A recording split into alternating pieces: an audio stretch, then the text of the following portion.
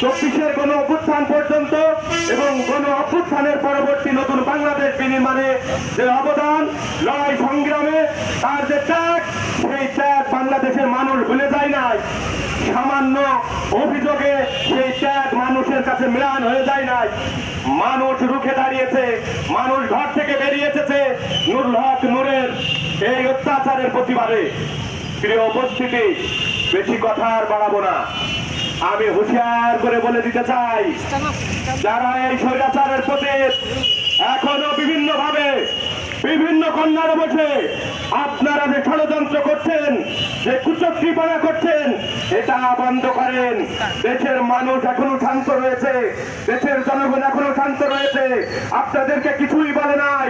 1 বছর পার হয়ে গেছে, আপনারা নানাভাবে খুন, গুম, হত্যা, মানুষকে জবাই করে, ধর্ষণ করে নানাভাবে অন্যায় অত্যাচার করেছেন। এইখানে আমরা বিভিন্ন শ্রেণী পেশার মানুষ বসবাস করি। একটি অসাম্প্রদায়িক বাংলাদেশ বিনির্মাণ করা, একটি সম্প্রীতির বাংলাদেশ বিনির্মাণ করা, বৈষম্যহীন বাংলাদেশবাদী একটি রাষ্ট্র তৈরি করা, এই আশা প্রত্যাশা ব্যক্ত করে সকলের সুস্বাস্থ্য, দীর্ঘায়ু, পারিবারিক মঙ্গল কামনা করে আমি আমার বক্তব্য শেষ করছি। আমি শেষে আরেকটু বলবো, আপনাদের কাছে উদাত্ত আহ্বান